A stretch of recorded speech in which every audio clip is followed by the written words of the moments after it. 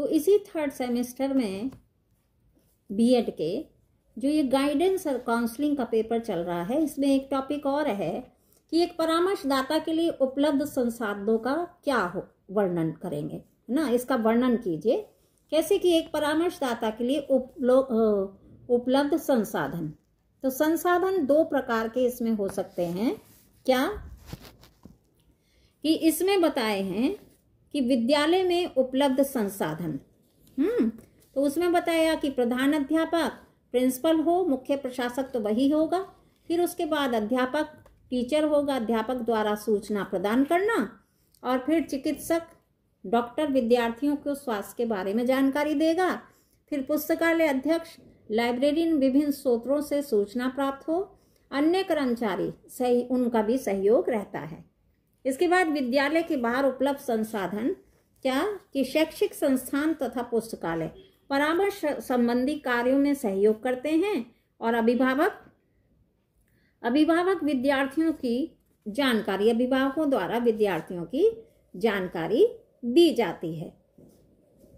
फिर इसमें क्या है, बैंक एक ये आता है कि बैंक और अन्य व्यावसायिक मतलब इन सब का भी जो बाहर के ये लोग हैं इनका भी एक रोल होता है ना। तो बैंक तथा अन्य व्यावसायिक संस्थाएं इसमें छात्रों को वित्तीय सहायता देने में ये सहयोग करते हैं। फिर है रोजगार कार्यालय, तो रोजगार संबंधी सूचना मिलना। फिर है कंप्यूटर, तो इंटरनेट द्वारा विद्यार्थियों को जानकारी देना। फिर नियोक्ता, रोजगार मेला, रोजगार सम्मेलन में एम्प्लॉय को बुलाना। एक क्लब तथा रचनात्मक संगठन, इसमें युवा क्लब आदि के बारे में निर्देशनकर्ता और परामर्शकर्ता जानकारी रखते हैं। फिर चिकित्सालय, स्वास्थ्य संबंधी सेवा के लिए चिकित्सालय से संपर्क होना, है ना। फिर क्या है कि एक आता है टॉपिक परामर्श द्वारा निर्देशन के लिए तैयार बजट दाता, है ना। क्या कि निर्देशन कार्यक्रम प्रारंभ करने के बजट की भी आवश्यकता होती है।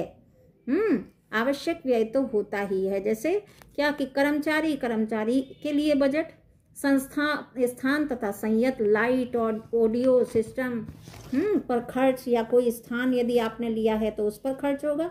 निर्देशन सामग्री है, सामग्री एकत्रित करने के लिए बजट है। सामूहिक गतिविधियां जैसे प्रदर्शनी, सम्मेलन के लिए बजट होना चाहिए, है ना। फिर क्या है, परामर्श द्वारा उत्तम निर्देशन कार्यक्रम का नियोजन, तो क्या planning of a good guidance program. इसमें क्या विकास में सहायक, समस्त आयु वर्ग के लिए निर्देशन, समस्या का निराकरण के लिए निर्देशन, उत्तम निर्देशन कर्मी का सिलेक्शन चयन हो, निर्णय लेने में सक्षम होना चाहिए, सबका सहयोग अनिवार्य हो, निर्देशन कार्यक्रम में अनेक गतिविधि होना चाहिए, है ना। निर्देशन निर्माण मूल्यांकन उत्तम हो, समय निर्धारण समय प्रबंधन उत्तम हो, निर्देशन कर्मी का अन्य सामाजिक संस्थाओं से संपर्क भी होना चाहिए। तो ये टॉपिक मैंने गाइडेंस और काउंसलिंग के जो थर्ड पेपर है आपका थर्ड सेमेस्टर का, ये इम्पॉर्टेंट प्रश्न या इम्पॉर्टेंट टॉपिक आपको मैंने सब जानकारी दी है जो ज़्यादातर परीक्षा में पूछे जाते हैं। मुझे आशा है और विश्वास है कि आपको बहुत सरलता के साथ ये सब टॉपिक समझ आ गए होंगे, और नेक्स्ट वीडियो में फिर किसी एक नए टॉपिक के साथ आपसे मैं मिलती हूँ। तब तक के लिए आप नमस्कार।